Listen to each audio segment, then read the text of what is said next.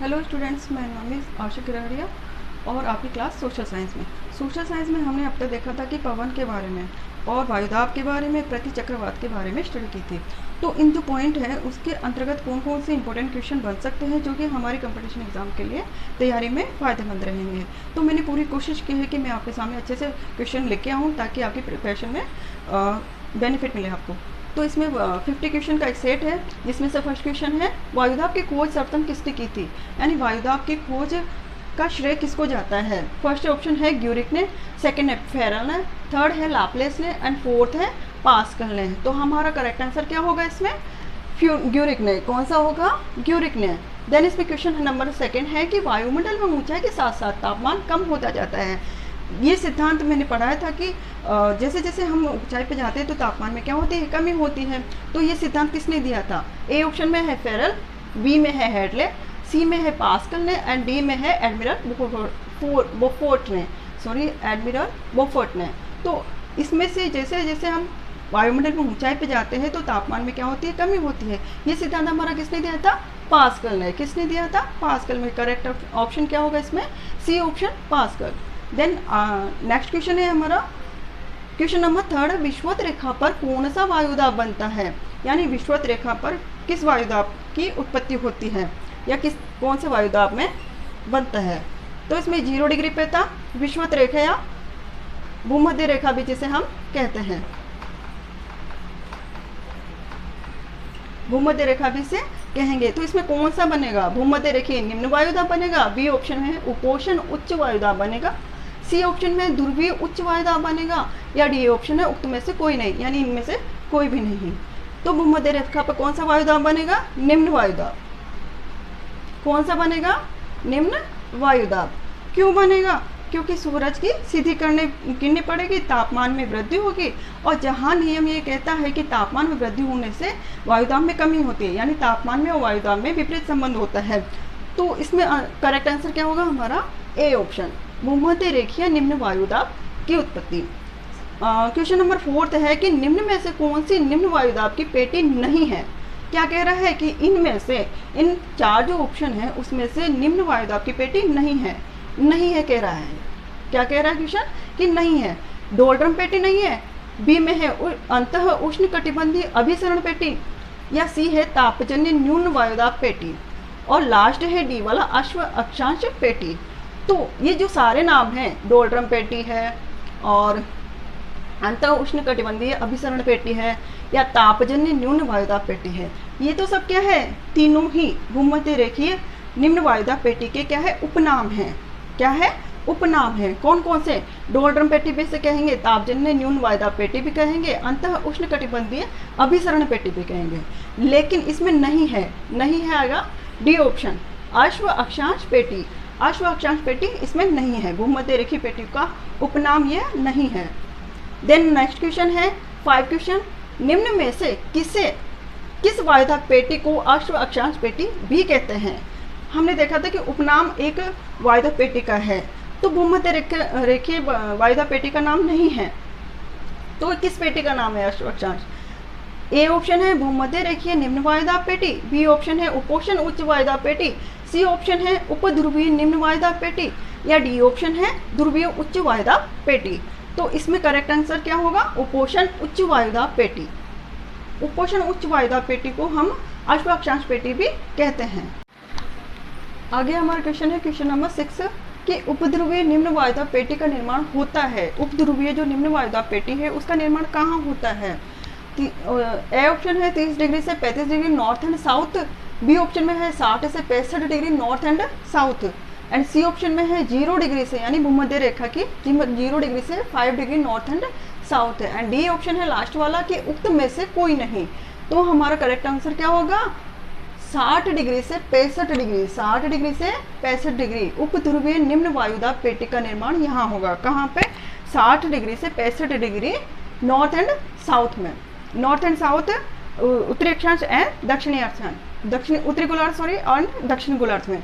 कहाँ से, 60 डिग्री से 65 डिग्री अक्षांशों के बीच में। अब इसमें क्वेश्चन नंबर 7 क्या कहता है कि प्रचलित पवनों का निम्न में से कौन सा प्रकार नहीं है। ये क्या कह रहा है, नहीं है। प्रचलित पवनें, प्रचलित पवनें कौन सी है, जो कि परमानेंट है, स्थायी है, वो क्या है, प्रचलित पवनें। अब इसमें प्रचलित पवनों में 3 टाइप थे, व्यापारिक पवनें, देन पछुआ पवनें और ध्रुवीय पवनें। तो इसमें व्यापारिक पवनें और पछुआ पवन और ध्रुवीय पवन, तो इसमें ये तो क्या हो गया, प्रचलित पवन के ही उदाहरण है। लेकिन इसमें कौन सा नहीं है, कौन सा नहीं है, मानसूनी पवनें नहीं है।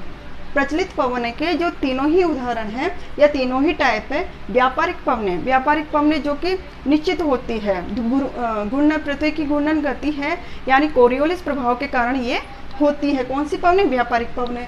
इसी तरह पछुआ पवनें होती है जो कि प्रचलित पवनों का एक प्रकार है, और ध्रुवीय पवनें जो ध्रुवों पे होती है।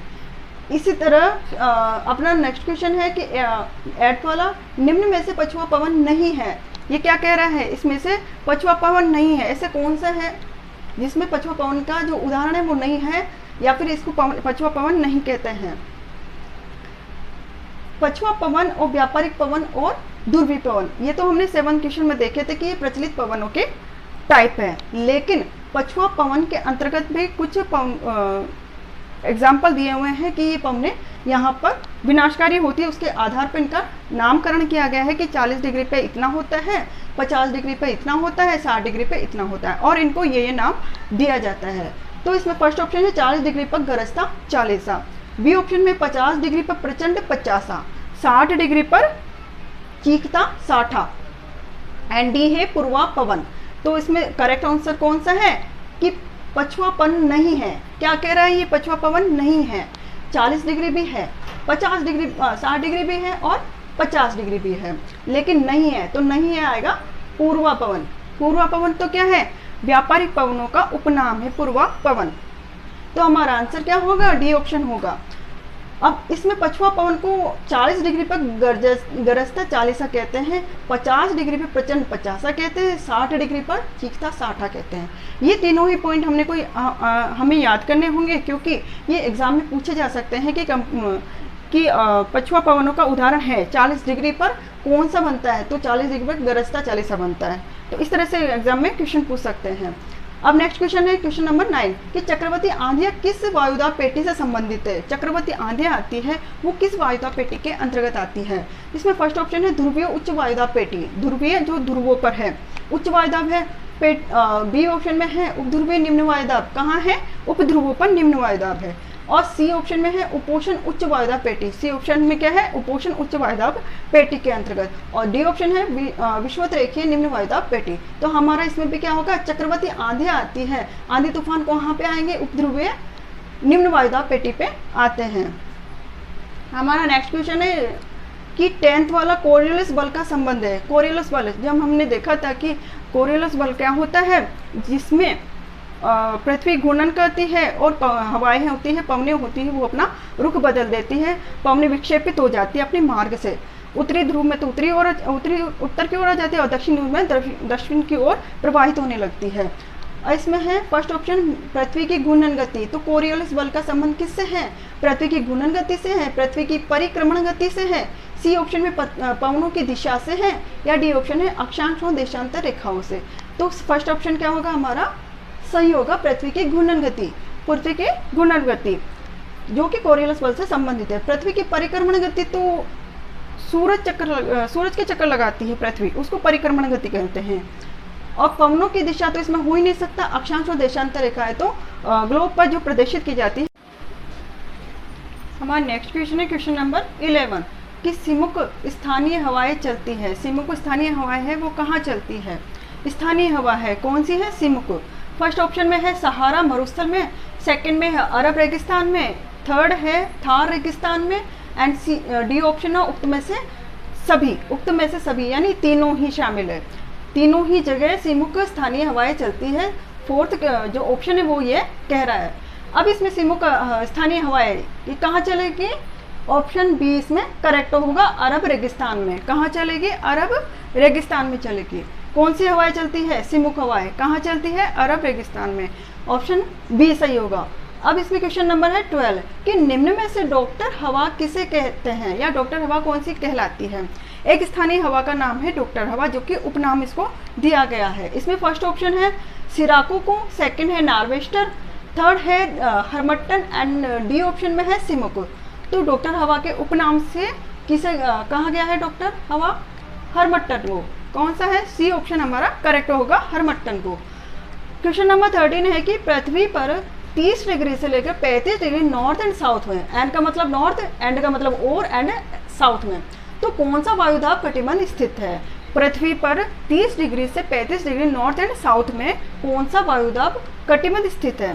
फर्स्ट ऑप्शन में है ध्रुवीय उच्च वायुदाब, सेकंड में है भूमध्य रेखीय निम्न वायुदाब, थर्ड ऑप्शन है हमारा उपोष्ण उच्च वायुदाब, एंड डी ऑप्शन है उपध्रुवीय निम्न वायुदाब। तो 30 डिग्री से 35 डिग्री कौन सा होगा? उपोष्ण उच्च वायुदाब।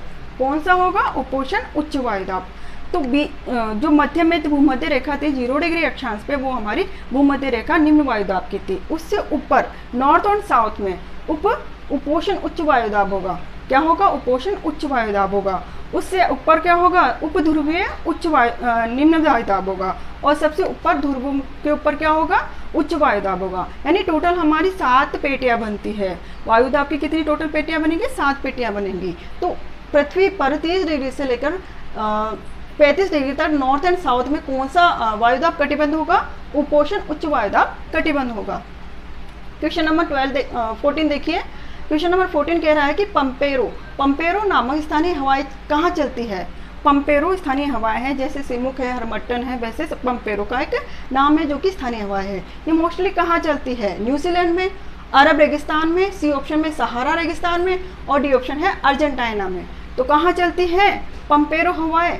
ये चलती है अर्जेंटीना में। कहाँ चलती है? अर्जेंटीना में। कौन सी हवाएं? पंपेरो स्थानीय हवाएं। देन नेक्स्ट क्वेश्चन है हमारा क्वेश्चन नंबर 15 कि पर्वतीय समीर का प्रवाह कहाँ होता है? पर्वतीय समीर और घाटी समीर, पर्वतीय समीर और घाटी समीर। तो इसमें पर्वतीय समीर का प्रवाह पूछ रहा है कि उसका प्रवाह, उसकी दिशाएं क्या होती है इसमें पवनों की। इसमें फर्स्ट ऑप्शन है घाटी से पर्वत की ओर हवाएं चलती है, बी ऑप्शन में है पर्वत से घाटी की ओर चलती है, सी ऑप्शन है समुद्र से स्थल की ओर चलती है पवनें, या फिर डी ऑप्शन में है स्थल से समुद्र की ओर चलती है। तो पर्वतीय समीर कहाँ चलेगी? पर्वत से घाटी की ओर। जैसे मान लो ये पर्वत है हमारा, ये घाटियाँ है, ये घाटियाँ है, और यहाँ पे ऊंचाई पे क्या होते हैं? पर्वत होते हैं। तो यहाँ पे जो हवाएं चलेगी दिन में, तो कहाँ ये हवाएं चलेगी? घाटी से पर्वत की ओर, यानी ऊपर की तरफ, घाटी से पर्वत की ओर। और रात्रि में पृथ्वी की जो भी गति होती है उसके कारण ये कहाँ चलेगी? ये पर्वत से, क्योंकि पर्वत की दिन भर की हवा क्या होती है? गर्म हो जाती है। गर्म होने के बाद ये शीतल होने के लिए कहाँ जाएगी? घाटी में जाएगी। जो घाटी में जाती है उसे क्या कहेंगे? पर्वत से घाटी की ओर जो समीर जाती है, हवाएं जाती है, प्रभावित होती है, उसे कहेंगे पर्वतीय समीर। क्या कहेंगे उसे? पर्वतीय समीर कहेंगे। हमारा नेक्स्ट क्वेश्चन है क्वेश्चन नंबर 16। क्वेश्चन नंबर 16 क्या कह रहा है कि निम्न में से चक्रवातों का आकार होता है। कौन सा आकार होता है? फर्स्ट ऑप्शन है गोलाकार, सेकंड है अंडाकार, सी ऑप्शन है वी आकार का, और डी ऑप्शन है उक्त में से कोई नहीं। तो इसमें डी ऑप्शन ही हमारा क्या होता है? करेक्ट होगा, क्योंकि अंडाकार भी आकार होता है, गोलाकार भी होता है, और वी शेप का भी होता है। तो चक्रवातों का जो आकार हो वो डी ऑप्शन करेक्ट आंसर होगा। इसमें है 17 क्वेश्चन नंबर, शीतोष्ण कटिबंधीय चक्रवात की खोज किसने की थी? शीतोष्ण जो कटिबंधीय है उसकी खोज किसने की थी? फर्स्ट ऑप्शन फिट्जरॉय ने, सेकंड है फेरल ने, सी ऑप्शन में ग्यूरिक ने, एंड डी ऑप्शन है पास्कल में। तो हमारा राइट आंसर कौन सा होगा? फर्स्ट आंसर फिट्जरॉय ने। फिट्जरॉय ने शीतोष्ण कटिबंधीय चक्रवात की खोज की थी। चक्रवातों के बारे में मैंने 2 टाइप बताए थे, शीतोष्ण कटिबंधीय चक्रवात और उष्ण कटिबंधीय चक्रवात। तो शीतोष्ण कटिबंधीय चक्रवात की खोज किसने की थी? फिट्जरॉय ने की थी। अब 18वां क्वेश्चन है कि कपासी मेघों का निर्माण किस चक्रवात में होता है? कपासी मेघ जो बादलों से संबंधित है उसका निर्माण किस चक्रवात के अंतर्गत होता है? फर्स्ट ऑप्शन है शीतोष्ण कटिबंधीय चक्रवात में, बी ऑप्शन है उष्ण कटिबंधीय चक्रवात में, एंड सी है प्रति चक्रवात में। ये चक्रवात का उल्टा होता है, प्रति चक्रवात। और डी ऑप्शन है उक्त में से कोई नहीं। तो कपासी जो मेघ होते हैं उनका निर्माण कहाँ होगा? कपासी मेघों का निर्माण होगा शीतोष्ण कटिबंधीय चक्रवात में ही। कहाँ होगा? शीतोष्ण कटिबंधीय चक्रवात में। 19वां क्वेश्चन है कि उष्ण कटिबंधीय चक्रवात की उत्पत्ति होती है। उष्ण कटिबंधीय जो भी चक्रवात है, उष्ण कटिबंधीय चक्रवातों की उत्पत्ति कहाँ होती है? ए ऑप्शन है कर्क से मकर रेखाओं के बीच में। कौन सी रेखा? कर्क रेखा और मकर रेखा, जो कि भूमध्य रेखाओं पे हमने डिफाइन किया था, ऊपर की ओर कर्क रेखा और नॉर्थ की ओर साउथ में मकर रेखा। तो इसमें बी ऑप्शन है भूमध्य रेखा। भूमध्य रेखा जिसे विषुवत रेखा भी कह सकते हैं। और डी ऑप्शन में आएगा 30 डिग्री से लेकर 65 डिग्री अक्षांश नॉर्थ एंड साउथ में, यानी दक्षिण में और उत्तर में और दक्षिण में। डी ऑप्शन में आर्कटिक व अंटार्कटिक वृत्त के मध्य। तो हमारा राइट आंसर क्या होगा? कर्क से मकर रेखाओं के बीच में क्या होती है? उष्णकटिबंधीय चक्रवात की उत्पत्ति होती है। हमारा क्वेश्चन है 20 नंबर का कि निम्न में से चक्रवात का प्रकार नहीं है। चक्रवात का प्रकार नहीं है। तो चक्रवात के मेनली 2 टाइप थे, शीतोष्ण कटिबंधीय चक्रवात और उष्ण कटिबंधीय चक्रवात। इसके अंतर्गत चक्रवातों के जो प्रकार है वो नहीं है। गतीय चक्रवात ये भी है, तापीय चक्रवात ये भी है, और गौण चक्रवात ये भी है। तो कौन सा नहीं है? स्थिर चक्रवात नहीं है। कौन सा नहीं है? तो हमारा नेक्स्ट क्वेश्चन है क्वेश्चन नंबर 21। क्वेश्चन नंबर 21 क्या कहता है कि विनाशकारी चक्रवात निम्न में से कौन सा है? कौन सा है जिससे जिन चक्रवातों से विनाश उत्पन्न होता है? ए ऑप्शन में है उष्णकटिबंधीय चक्रवात, और बी ऑप्शन में है शीतोष्ण कटिबंधीय चक्रवात, सी ऑप्शन में है गतीय चक्रवात, और डी ऑप्शन में प्रति चक्रवात। तो विनाशकारी चक्रवात की संख्या किसे दी गई है? जिन चक्रवातों से विनाश होता है, ध्वंस होता है, उनको क्या बोलेंगे? विनाशकारी चक्रवात। तो यह है उष्णकटिबंधीय चक्रवात। कौन सा चक्रवात है? उष्णकटिबंधीय चक्रवात। तो हमारा ऑप्शन ए राइट होगा। आगे है क्वेश्चन नंबर 22। प्रति चक्रवातों में हवाएं चलती है। प्रति चक्रवातों में, चक्रवातों की बात हो चुकी, अब है प्रति चक्रवातों के क्वेश्चन। तो प्रति चक्रवातों में हवाएं कहाँ से चलती है? ए ऑप्शन में उत्तरी गोलार्ध में घड़ी की सुई के अनुकूल तथा दक्षिण गोलार्ध में घड़ी की सुई के विपरीत, और बी ऑप्शन में उत्तरी गोलार्ध में घड़ी की सुई के विपरीत तथा दक्षिण गोलार्ध में घड़ी की सुई के अनुकूल। सी ऑप्शन में है परिधि से केंद्र की ओर, और डी ऑप्शन में उपनयन से कोई नहीं। तो हमारा राइट आंसर क्या होगा? इसमें भी ए होगा। क्यों होगा? बिकॉज प्रति चक्रवातों में जो हवाएं होती है वो उत्तरी गोलार्ध में तो घड़ी की सुई के अनुकूल ही चलती है, लेकिन दक्षिण गोलार्ध उसमें विपरीत चलती है। देखिए इधर ये ग्लोब की स्थिति, ये नॉर्थ साइड और ये है साउथ। तो उत्तरी जो गोलार्ध होगा यहाँ पे होगा, तो घड़ी की सुई इस तरह से चलती है। तो उत्तरी गोलार्ध में तो क्या चलेगी? घड़ी की सुई के क्लॉकवाइज चलेगी, और दक्षिण गोलार्ध में क्या चलेगी? Anti clockwise. कैसे चलेगी? Anti clockwise. इस साइड से इस साइड नहीं, इस साइड में तो अगर ये सर्कल लगाती है तो वो तो क्लॉकवाइज हो जाएगा, लेकिन ये सर्कल न लगाकर ये लगाती है उत्तरी गोलार्ध में तो क्लॉकवाइज और दक्षिण गोलार्ध में एंटी क्लॉकवाइज। कौन से में है? प्रति चक्रवातों में। जबकि चक्रवातों में क्या होती है? इसकी स्थिति उल्टी हो जाती है।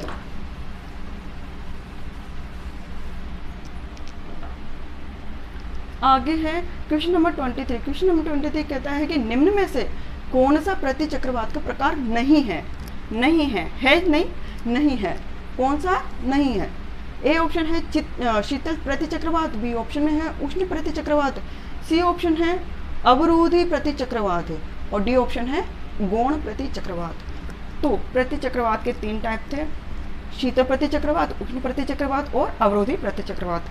शीतल प्रति चक्रवात क्या होते हैं? ठंडे होते हैं, ठंडी हवाओं से उत्पन्न होते हैं। उष्ण प्रति चक्रवात क्या होते हैं? गर्म होते, तापीय होते हैं। और अवरोधी प्रति चक्रवात क्या होते हैं? अवरोधी प्रति चक्रवात हवाओं से इनकी स्वतंत्रता अवरोध हो जाती है, इसलिए इनका नाम अवरोधी प्रति चक्रवात पड़ा था। तो हमारा राइट आंसर क्या होगा? गौण। गौण प्रति चक्रवात चक्रवात का प्रकार नहीं होता है। आगे है क्वेश्चन नंबर 24 क्या कहता है कि शीतल प्रति चक्रवात की उत्पत्ति होती है।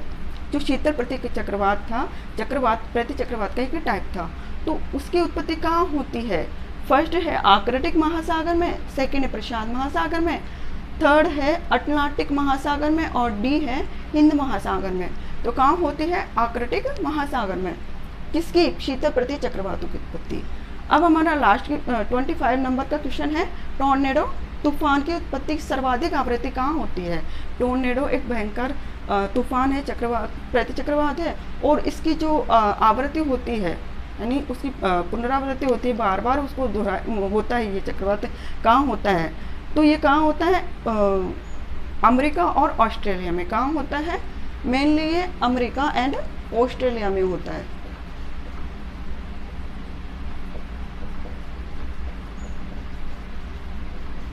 तो क्वेश्चन आ सकता है कि टोर्नेडो तूफान कहाँ आता है, तो अमेरिका और ऑस्ट्रेलिया। अभी कब आता है, बार बार आवृत्ति कब होती है, मई में, अप्रैल में, जून में या उक्त तीनों महीनों में। तो टॉर्नेडो तूफान की बार बार जो आवृत्ति होती है वो तीनों महीनों में ही होती है, मई में भी हो सकती है, अप्रैल में भी और जून में भी। तो इसमें क्या होगा, राइट आंसर बी होगा कि तीनों महीनों। हमारा नेक्स्ट क्वेश्चन है, क्वेश्चन नंबर 26 है। 26 क्या कह रहा है कि भूमध्य रेखीय जलवायु का भौगोलिक क्षेत्र कितना है। भूमध्य रेखीय जलवायु का भौगोलिक क्षेत्र कितना है।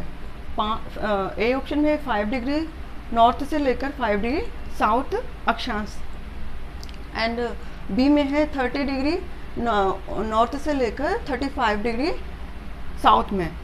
सी ऑप्शन में है 45 डिग्री नॉर्थ से लेकर 65 डिग्री साउथ में, एंड डी ऑप्शन में है 20 नॉर्थ से लेकर 30 साउथ में।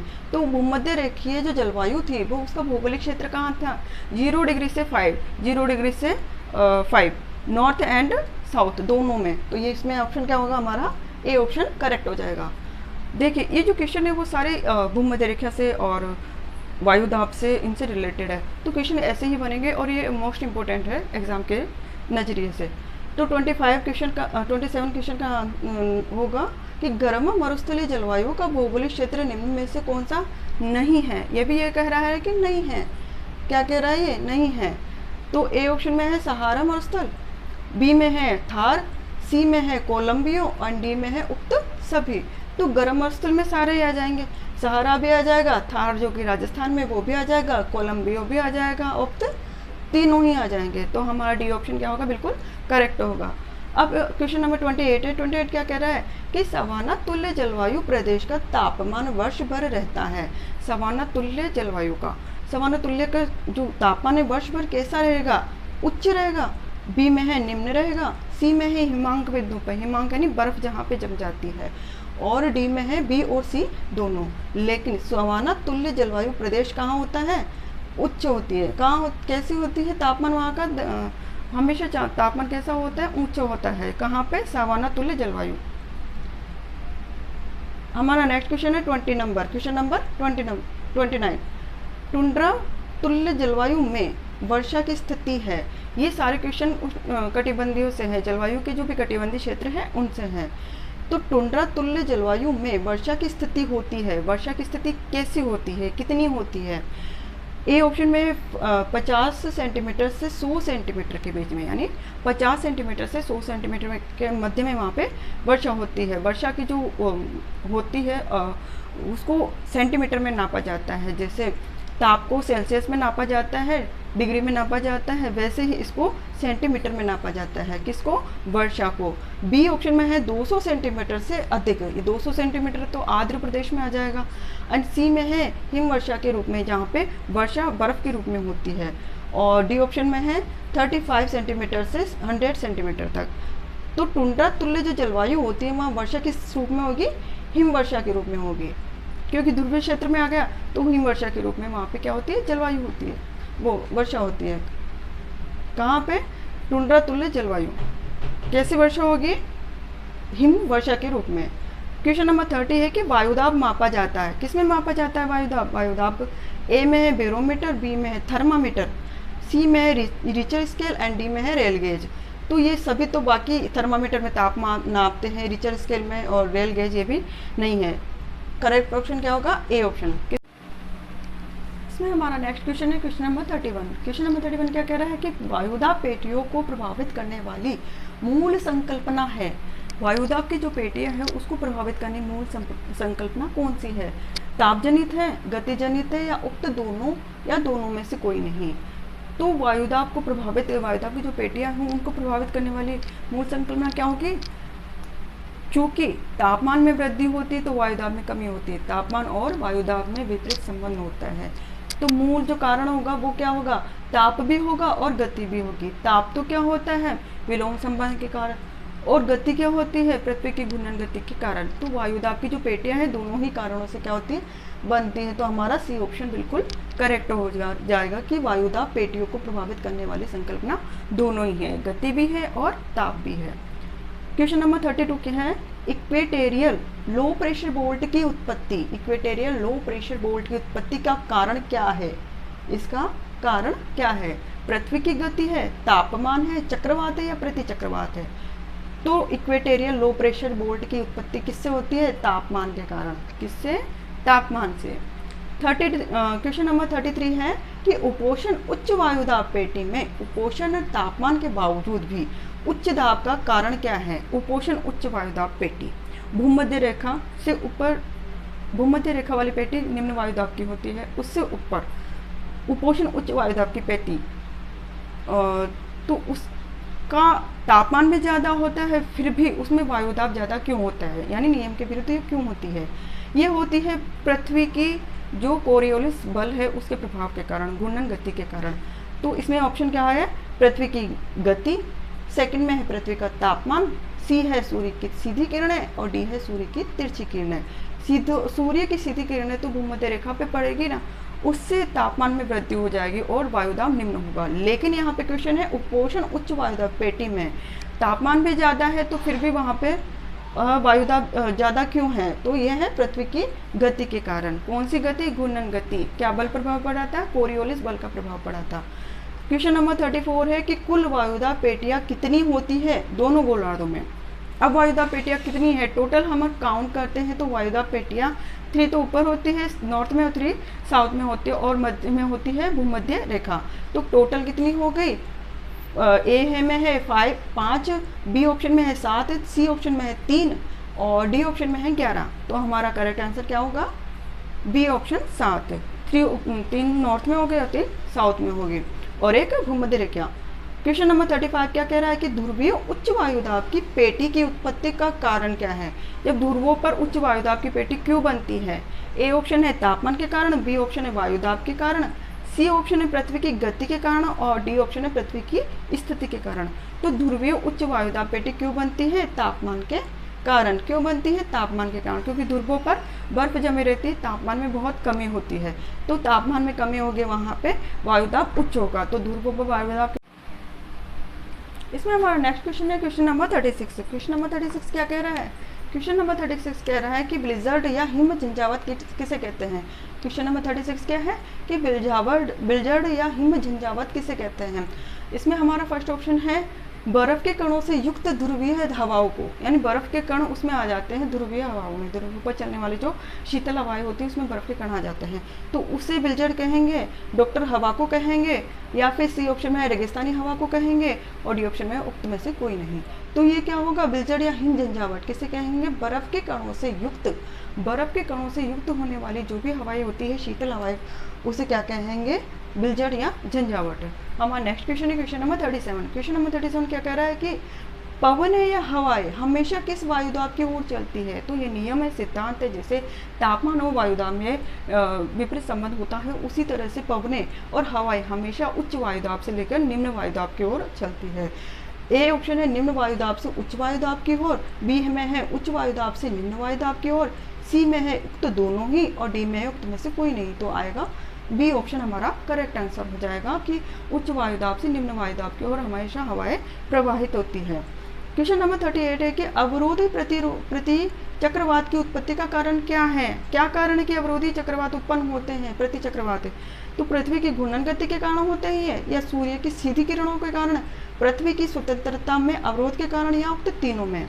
हमने पिछले 2 क्वेश्चन में यह चर्चा की थी कि अवरोधी प्रति चक्रवात की उत्पत्ति होती है, कहाँ होती है? आर्कटिक महासागरों में। क्यों होती है? अब देखिए, पृथ्वी की घूर्णन गति नहीं, पृथ्वी की घूर्णन गति के कारण तो क्या होता है? वायुदाब में डिफरेंस आ जाता है, जब हवाएं अपने मार्ग में विचलित हो जाती है या विक्षेपित होती है, और सूर्य की सीधी किरणें, ये भी इसका मतलब नहीं है। और सी ऑप्शन इसका क्या होगा करेक्ट आंसर, कि वायु की स्वतंत्रता में अवरोध होने के कारण, जब वायु चलती है उसकी स्वतंत्रता में अवरोध उत्पन्न हो जाता है, रुकावट आ जाती है, तो उससे क्या होता है कि अवरोधी प्रतिचक्रवातों की उत्पत्ति होती है, जो प्रतिचक्रवातों का एक प्रकार है। क्वेश्चन नंबर 39 क्या कह रहा है कि प्रतिचक्रवातों की उत्पत्ति, प्रति जो चक्रवात है उनकी उत्पत्ति मुख्यतः होती है, कैसे होती है? उपोष्ण कटिबंधीय महासागरों के पूर्वी किनारों पर, बी में है उपोष्ण कटिबंधीय महासागरों के पश्चिमी किनारों पर, सी में है निम्न वायुदाब से उच्च वायुदाब की ओर और डी ऑप्शन में उक्त तीनों है। तो प्रति चक्रवातों की उत्पत्ति कहाँ होती? मेनली ये उपोष्ण कटिबंधीय जो महासागर है उनके पूर्वी किनारों पर। कहाँ पे? पूर्वी किनारों पर। और जो उपोष्ण कटिबंधीय महासागर है उनके पश्चिमी किनारों पे तो रेगिस्तान होता है। तो इसमें क्या होगा? उपोष्ण कटिबंधीय महासागरों के पूर्वी किनारों पर। इसमें हमारा नेक्स्ट क्वेश्चन है क्वेश्चन नंबर 14। क्वेश्चन नंबर 14 क्या कह रहा है कि ग्रीष्म ऋतु में स्थानीय तूफानों से निम्न में से किन फसलों को लाभ होता है? ग्रीष्म ऋतु में गर्मी के समय में स्थानीय जो तूफान आते हैं, तीन चक्रवात के बारे में बात कर रहे थे अपन, तो स्थानीय जो तूफान आते हैं उनको किन फसलों को लाभ होता है? कुछ फसलें ऐसे होती है जिनको लाभ होता है नुकसान होने के बजाय। तो इसमें से कौन सा है? ए ऑप्शन में है आम, बी ऑप्शन में कहवा या चाय, सी ऑप्शन है पटसन और डी ऑप्शन है उक्त सभी। तो करेक्ट आंसर भी हमारा क्या होगा? डी ही होगा, क्योंकि जो ग्रीष्म ऋतु के अंदर स्थानीय पवनों से जो क्या होती है, तो स्थानीय तूफानों से जो हवाएं चलती है, स्थानीय तूफान आते हैं, तो उनसे आम को, कहवा को, चाय को, पटसन को, इनकी जो फसलें होती हैं उनको बेनिफिट मिलता है, फायदा मिलता है। हमारा नेक्स्ट क्वेश्चन है क्वेश्चन नंबर 41। क्वेश्चन नंबर 41 कह रहा है कि निम्न में से किन स्थलों पर आम्र वर्षा होती है, यानी आम्र वर्षा होती है? ए कर्नाटक स्थल पर, कर्नाटक राज्य में, या फिर बी केरल में या राजस्थान में, या फिर डी बी और सी दोनों में। तो हमारा इसमें भी क्या होगा? 41 में भी करेक्ट आंसर डी होगा, बी और सी, यानी कर्नाटक और केरल। आम्र वर्षा कहाँ होगी? कर्नाटक और केरल में। ये इंपॉर्टेंट क्वेश्चन है जो कंपटीशन एग्जाम में बार बार रिपीट हो रहे हैं, बार बार पूछे जा रहे हैं। तो वही क्वेश्चन मैं आपके लिए लेके आई हूँ जो आपको बेनिफिट देंगे। इसमें अपना अगला क्वेश्चन है 42 नंबर का। बारदोली छीड़ा नामक जो भयंकर व विनाशकारी पवनें हैं वो कहाँ चलती हैं? कहाँ चलती हैं? बारदोली छीड़ा जो विनाशकारी पवनें हैं वो कहाँ चलती हैं? कर्नाटक में, केरल में, असम में या पंजाब में? ये कहाँ चलती है? असम में। ये विनाशकारी पवनें हैं जो कि असम राज्य में चलती है। क्या नाम है? बारदोली छीड़ा। कहाँ चलती है? असम राज्य में। 41 वाला क्वेश्चन है उष्णकटिबंधीय चक्रवात को किन महासागरों में उत्पन्न होने में हरिकेन कहा जाता है? उष्णकटिबंधीय चक्रवातों में ऐसे कौन से महासागर हैं जिसमें उत्पन्न होने पर ही उन्हें हरिकेन के नाम से जाना जाएगा? यानी उष्णकटिबंधीय जो भी चक्रवात है अलग अलग स्थानों पे अलग अलग नाम से जाने जाते हैं। तो हरिकेन उसको कहाँ किया गया? भारत और बंगाल में तो क्या कहा गया? चक्रवात कहा गया है। लेकिन हरिकेन को जो नाम दिया गया है, उपनाम दिया गया है, वो कहाँ दिया गया है? ऑप्शन ए है हिंद महासागर, ऑप्शन बी है पूर्वी प्रशांत महासागर, ऑप्शन सी है अटलांटिक महासागर और ऑप्शन डी है बी और सी दोनों। तो हरिकेन का जो नाम दिया गया है किसको दिया गया है? प्रशांत को भी दिया गया है और अटलांटिक को भी दिया गया है, पूर्वी प्रशांत महासागर को और अटलांटिक महासागर को। तो हमारा राइट क्वेश्चन इसमें भी क्या है? डी है, बी और सी दोनों को। क्या होगा? बी और सी। हरिकेन नाम किसे कहा गया है? पूर्वी प्रशांत महासागर में उठने वाले को और अटलांटिक महासागर में उठने वाले उष्णकटिबंधीय चक्रवात को कहा गया है। क्वेश्चन नंबर 44 है कि पृथ्वी तल पर घूमते हुए पदार्थ उत्तरी गोलार्ध में अपने दाईं ओर और दक्षिणी गोलार्ध में अपने बाईं ओर कन्वर्ट हो जाते हैं, मुड़ जाते हैं। तो ये जो सिद्धांत, ये जो नियम बनाया है, ये किसका है? फेरल ने बनाया ये नियम, पास्कल ने बनाया, न्यूटन ने, या फिर ग्यूरिक ने? तो हमारा इसमें करेक्ट आंसर क्या होगा? फेरल ने। किसने बनाया है? फेरल ने। कि पृथ्वी अपने घूमती हुई उत्तरी गोलार्ध में तो उत्तरी ओर मुड़ जाएगी और दक्षिण गोलार्ध में अपने बाईं ओर मुड़ जाएगी। हमारा next question number 45। Question number 45 क्या कह रहा है कि जब पृथ्वी की स्थिति सूर्य और चंद्रमा के बीच में आ जाती है, जब पृथ्वी सूर्य और चंद्रमा के बीच में आ जाती है तो उस स्थिति को क्या कहेंगे? युति की स्थिति, वियुति की स्थिति, सूर्य ग्रहण की, या फिर चक्रवात की? एक्चुअल में जो ये स्थिति होती है वो चंद्र ग्रहण की होती है। जब पृथ्वी सूर्य और चंद्रमा के बीच में आ जाती है तो चंद्र ग्रहण होता है, और ये मोस्टली पूर्णिमा को ही होता है। कब होता है? पूर्णिमा को। कौन सा ग्रहण होता है? चंद्र ग्रहण। अब इसमें पूछ रहे थे कि इसके कहते क्या है, जो स्थिति बनती है उसे कहते क्या है? युति कहते हैं, वियुति कहते हैं, सूर्य ग्रहण और चंद्र ग्रहण, चक्रवात। तो युति नहीं कहते, इसे क्या कहेंगे? वियुति की स्थिति। कौन सी स्थिति है ये? वियुति की स्थिति। सूर्य ग्रहण तो नहीं होगा क्योंकि सूर्य ग्रहण के बीच में तो चंद्रमा आ जाता है, सूर्य और पृथ्वी के बीच में चंद्रमा आ जाता है, और चक्रवात तो तूफानी चक्रवात होते हैं। अब क्वेश्चन नंबर 46 है 46 से कह रहा है कि वायु की अभिसारी व अपसारी क्रियाएं होने से उत्पन्न होते हैं। वायु की अभिसारी यानी फैलना और सिकुड़ना, ये जो क्रियाएं होती है उससे क्या उत्पन्न होता है? ऑप्शन ए है चक्रवात उत्पन्न होता है, बी है प्रति चक्रवात, सी है सूर्य ग्रहण या फिर डी है चंद्र ग्रहण। तो अभिसारी और अपसारी से क्या होता है? प्रति चक्रवात की स्थिति होती है। कौन सी स्थिति होती है? प्रति चक्रवात की स्थिति होती है वायु के सिकुड़ने और फैलने से। प्रति चक्रवात चक्रवात का उल्टा होता है। क्वेश्चन नंबर 47 है। क्वेश्चन नंबर 47 क्या कह रहा है कि ध्रुवीय वाताग्र सिद्धांत का प्रतिपादन किया किसने किया है? ध्रुवीय वाताग्र सिद्धांत दिया है, वो किसने दिया है? ए ऑप्शन है वी वर्कनीज ने, व जे वर्कनीज, ये एक ही है, दो अलग अलग पर्सन है लेकिन इन दोनों ने एक ही सिद्धांत दिया है। बी ऑप्शन फिट्जराय, सी ऑप्शन है पास्कल एंड डी ऑप्शन है फेरल। तो इसका आंसर क्या होगा हमारा? A option. क्या होगा? ध्रुवीय वाताग्र सिद्धांत का प्रतिपादन बी वर्कनीज और जे वर्कनीज ने किया है। हमारा नेक्स्ट क्वेश्चन है क्वेश्चन नंबर 48 कि किसी स्थान के मौसम का मध्यमान क्या कहलाता है? जब किसी भी स्थान पर मौसम का मध्यमान होता है वो क्या कहलाएगा? देखिए मौसम तो एक लिमिट पीरियड होता है, एक स्मॉल पीरियड होता है। जैसे सर्दी गर्मी का मौसम है, 2 महीने के लिए आ जाता है, 3 महीने के लिए आता जाता है। लेकिन जो मौसम होता है ज़्यादा समय के लिए होता है ना, तो वो कन्वर्ट हो जाता है, काय में कन्वर्ट होता है। देखिए ए ऑप्शन में है जलवायु, बी में है तापमान, सी में है मौसम और डी में है चक्रवात। तो ये काय में कन्वर्ट होगा? जलवायु में। जब मौसम का जो पीरियड होता है वो लॉन्ग टाइम में बन जाता है तो वो वहाँ की क्या हो जाती है? क्षेत्र विशेष की जलवायु बन जाती है। ये उष्ण जलवायु होती है, शीत जलवायु होती है, ये सब। क्वेश्चन नंबर 49 है कि जेट स्ट्रीम के मुख्य अनुसंधानकर्ता कौन है?